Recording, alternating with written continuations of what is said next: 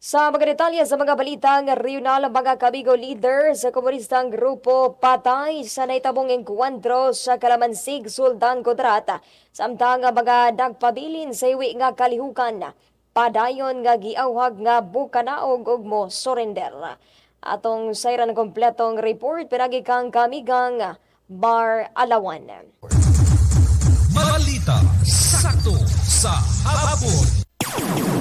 Subling nanawagan ang pipila ka mga local leaders sa probinsya sa Sultan Kudarat ngadtos mga nagpabilin paghihapon hangtod karon sa armadong mga grupo nga musurrender na sa sabakan sa balaod. Namugna ang maong panawagan human nga napatay sa mga kasundaluhan ang usa sa taas nga leader sa komunistang grupo atol sa natigayong engkwentro sa usa ka hilit nga lugar sa barangay Ubial sa Kalamansig, usa ka seaside municipality sa Sultan Kudarat.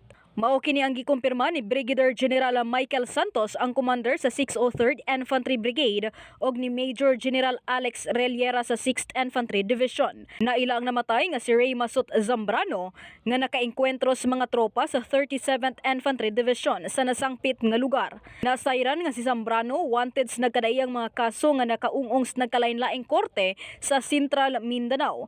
Pipilas mga kasong giatubang niini mao ang extortion, pagpangtapok sa mga tawong nahilambigit sa mga krimen ug sa pagsunog sa mga heavy equipment sa construction companies nga wala naghatag og protection money. Siya usa ka commander sa Timlas Platoon nga sakop sa Far South Mindanao Region sa grupo nga New People's Army nga mas naila karon tawag isip nga Communist Terrorist Group kon CTG. Human sa maong engkwentro, gibiyaan sa mga kauban ni Zambrano ang ihang patayng lawas ug ang mga gamit lakip na ang usa ka AK-47 assault rifle o 45 caliber pistol. Si Zambrano ug ang kauban ini nasuta sa mga tropa sa 37th Infantry Battalion ilawom sa 603rd Infantry Brigade sa barangay Ubial pinagis tabang sa mga LGU officials sa lungsod sa Kalamansig, Libak ug Palimbang nga nisuporta sa peacekeeping missions sa militar sa ilahang lugar. Tungod sa koordinasyon nga gipakita sa LGU officials, mukabat na sa 126 ka mga CTGs ang nisurrender sa milabay nga tuig ngadto sa mga unit sa 603rd Infantry Brigade nga sakop sa probinsya sa Sultan Kudarat. Saktong balita kaamigang Mar Alawan sa 1047 Music Best Radyo Sakto Pagadian. Sa lugang sa mga balitang regional, mga kamigo person of interest nga ni patay ug nisunog sa lima ka mga miyembro sa pamilya. Sulod mismo silang panimalay sa Cagayan de Oro City, padayon pang gisuta karon sa mga otoridad. Alang sa kompletong detalye sa maong balita niyang report. Balita sakto sa hapon. Padayon pagkaron nga gisuta sa mga otoridad kun kinsa ang person of interest nga mao ni patay og lisunog sa lima ka mga miyembro sa usa ka pamilya. Sulod mismo silang panimalay sa barangay Indahag sa Cagayan de Oro City sa may gabian takna niadtong nakalabay nga adlaw. Subay sa inisyal nga pamahayag gikan sa Cagayan de Oro Police Office, dako ang ilang pagtuo nga gipatay una si Meljen Galpo, 31 anyos ug ang iyang misis nga si Manilin, 30 anyos. Lagip na ang ilang duwa ka mga anak, ang grade 1 nga si Yolem ug ang upat ka tuig nga si Jolo. Ingon man ang ilang kabanay nga nagngalang Maji Ipanes, 25 anyos. Adiser sila gisunog gamit posible ang gasolina. Sumala usab sa mga silingan sa mga biktima nga posibleng nisulod ang mga sospek sa balay sa biktima ug gipatay sila gamit ang matang sa pamalo o kutsilyo. Adiser gisunog ilang panimalay nga gama lamang sa semi-permanent materials. Sayang naabot ang mga barangay officials ug kapulisan sa nimutangan sa mga biktima. Ug daw na ang balay ug nasunog ang patayng lawas sa maong mga biktima. Kalabot ni ini una nang gimando ni City Mayor Rolando Clarex Uy ngadto sa kapulisan nga dili muundang sa pagsuta sa mga nakaikyas nga sospek hangtod nga dili sila madakpan. Gali nagmugna usab karon ang Bureau of Fire Protection, Cagayan de Oro ug Task Force aron daling madakpan ug manubag ang mga responsable sa maong panghitabo.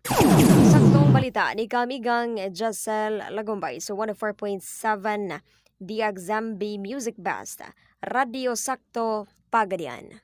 Samtang sa katapusang detalye sa mga balitang regional, 330 million pesos nga kantidad sa ilegal nga droga nga nakumpiska sa mga operasyon sa Central Visayas. Gisunog kagahapon adlaw samtang PDEA Region 7 gipatinaw nga walay ilegal nga droga sulod sa prisuhan. Kabigong Danilo Pelari alang sa dugang report. Balita sakto sa hapon. Gipangunahan mismo sa Philippine Drug Enforcement Agency Central Visayas, PDEA 7, ang pagsunog sa 330 milyones pesos nga kantidad sa ilegal nga droga nga nakumpiska o gisurrender pinagi sa usa ka thermal facility kagahapon adlaw Oktubre 12 didto sa Cebu City. Gilangkuban kini sa dili moubos sa 47 ka kilo sa shabu, 2 ka kilo sa marijuana, 5 ka gramos sa cocaine, 932 ka gramos sa ephedrine o 613 ka mililiter sa nalprophane gikan sa mga napahigayon nga anti-drug operations. Mauna kini ang kaduhang higayon. Mauna kini ay kaduhang higayon sa pagsunog sa mga nakumpiskang droga alang sa tuig 2023 ug mauna sab kini ang pinakadakong destruction activity sa rehiyon sa kasamtangan, subay na usab sa kantidad o sa gidaghanon sa maong Cebu. Sa gikabutyag ba ni Philippine Drug Enforcement Agency 7, Director Jigger Montaliana, nagpabilin pagyapong very manageable ang problema sa droga sa maong rehiyon. Nakatabang matud pa ang maong kalampusan aron makunhuran ang crime rate sa rehiyon, samtang nasutaw usab nila ang pipila ka mga drug players og padayon ang ilang pagmonitor niini. Apan bisan pa man gitin-aw pa ni Montaliana nga walay illegal nga droga sulod sa prisuhan o ganabagyapon sa gawas ang sources niini. Sagad matod pa sa mga sources sa Cebu na didto sa National Capital Region, labot niini hugtano nila karon nga gimonitor ang kahapsay o galinaw sa Central Visayas. Saktong balita ni kamigong Danilo Pilari sa 104.7 DXMB Radio Sakto Pagdian.